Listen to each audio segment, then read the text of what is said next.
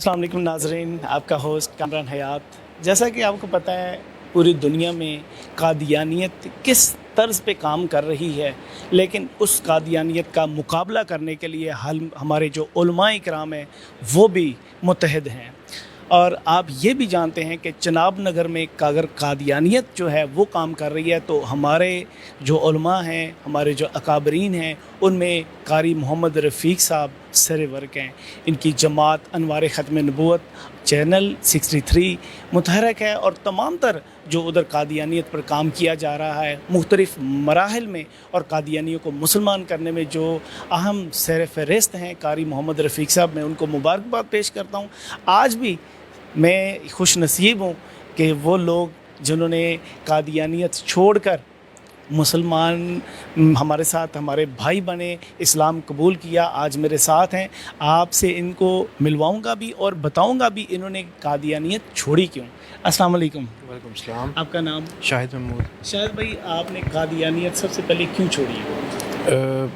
حق کی تلاش میں تھے، اور محمد مصطفیٰ صلی اللہ علیہ وسلم کے علاوہ حق کہیں بھی نہیں تھا۔ ان پر آپ نے بہت ساری ورکنگ بھی کی ہوگی، آپ کیونکہ بچپن سے قادیانی تھی، تو کیا محسوس کیا آپ نے؟ سر اس طرح کیا ہوا ہے کہ کہنے کو تو یہ ہے کہ محمد مصطفیٰ صلی اللہ علیہ وسلم کو مانتے ہیں، لیکن وہ کہیں بہت دور جا کے مرزا غلام احمد قادیانی کو نبی مان رہے ہیں۔ یہ بات آپ کو کب پتہ چلی؟ سر شروع سے یہ پتہ ہے، لیکن وہ ایک مانتے تھے کہ کرتے کرتے یہاں تک پہنچے ہیں کہ یہ اسٹیپ ہمیں اٹھانا پڑا۔ آپ نے اس اسلام کو جب قبول کیا، بالکل۔ کسی کے کہنے پر قبول کیا یا آپ کے اوپر کوئی ظلم جبر یا کسی کے پریشر میں آ کے؟ سر میں نے 5 سال جامعہ میں گزارے ہیں، ٹھیک ہے۔ علم حاصل کیا، کتابیں وغیرہ پڑھی ہیں، آگے جا کے پھر اپنی ریسرچ شروع کر دی۔ 5ویں سال میں نے جامعہ چھوڑ دیا تھا ان کا کہ بھائی مجھے آپ میں فلاز نظر آ رہے ہیں، میں آپ کے ساتھ نہیں چل سکتا۔ ٹھیک ہے۔ اچھا، اس کے بعد پھر میں نے اب اپنا پھر ریسرچ شروع کی اپنی،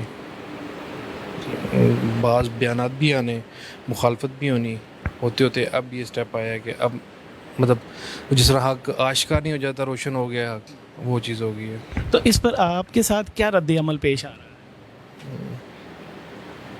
باقی عشق کے امتحان ہے، رد عمل تو پھر ہوتا ہے، آگ تو لگے تو پھر۔ ماشاءاللہ ماشاءاللہ، یہ بہت بڑے جذبے کی بات ہے۔ میں آپ کو مبارکباد پیش کرتا ہوں کہ آپ نے اسلام قبول کیا، بہت شکریہ۔ اس وقت قادیانی جو جماعت ہے وہ بہت سرگرم بھی ہے، اور مغربی طاقتیں بہت کام کر رہی ہیں، تو کیا آپ نے حضور نبی کریم صلی اللہ علیہ وسلم کا نام پر اپنے آپ کو لے کے آئے اور اسلام قبول کیا؟ کیا کہتے ہیں اس پر؟ بسم اللہ الرحمن الرحیم۔ سر بات اس طرح ہے کہ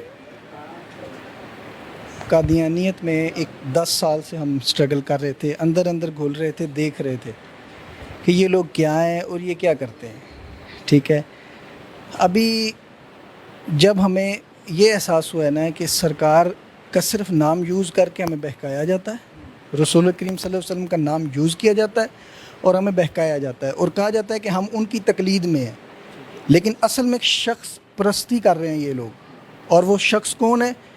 جو لندن میں بیٹھے ہیں، اور پھر وہ دوسرے لوگوں کی، یعنی کہ آپ کو پتہ ہے مغربی قوتوں کے اشاروں پہ ناچ رہے ہیں۔ جب ہم نے، چونکہ میں دنیا میں پھرا ہوں اور بھی ادھر ادھر رہا ہوں، ان کو قریب سے دیکھا ہے، تو بات صاف سی ہے کہ جب یہ سمجھ آئی کہ یہ دوغلے ہیں، 2 نمبری ہے ساری، اس وقت مجھے یہ احساس ہوا کہ بھئی ہمیں نا اپنی، چلو دنیا تو ہم نے ابھی 20-25 سال 30 سال عمر ہے وہ خراب کی، یہ ہمارا قصور نہیں تھا کہ ہم ادھر پیدا ہوئے ہیں، لیکن اگر مریں گے تو قصور ادھر ہوگا، ٹھیک ہے۔ یہ بہت بڑا ہی آپ نے بات کی ہے، میں اس پر آپ کو خراج تحسین پیش کرتا ہوں۔ آپ جب اسلام میں داخل ہوئے تو آپ کو کس نے محنت کی؟ سر محنت اس میں یہ ہے کہ ایک تو ابھی ادھر جو انوائٹ کیا ہے یہ قاری صاحب نے کیا ہے، ٹھیک ہے، اللہ ان کو خوش رکھے۔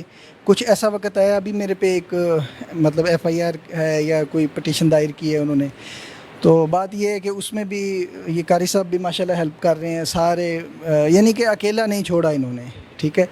تو باقی یہ ہے کہ کچھ ہوتے ہیں ٹرننگ پوائنٹس، ٹھیک ہے۔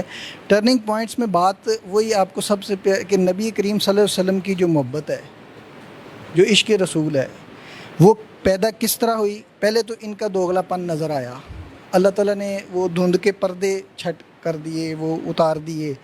جب وہ اترے تو میں دبئی میں تھا، تو ایک میں اب ذکر تو کروں گا، علامہ خادم حسین رضوی صاحب نے ان کو میں بہت سنتا تھا. تو ایک چنگاری تھی اندر, پتہ تھا الفاظ نہیں تھے ملتے, پھر وہ الفاظ مل گئے, جرأت پیدا ہوئی, جذبہ پیدا ہوا. میں نے کہا بھئی آپ چھوڑ دو, اب غلطی نہیں, کتنی دیر اور ادھر, اگر آج جان چلی جائے, ابھی اگر آج مروں گا تو کم از کم کلمہ تو نصیب ہوا نا, شاید شفاعت سرکار فرما دیں. اچھا, آپ پر کسی قسم کا کوئی پریشر ڈالا گیا ہو اس میں؟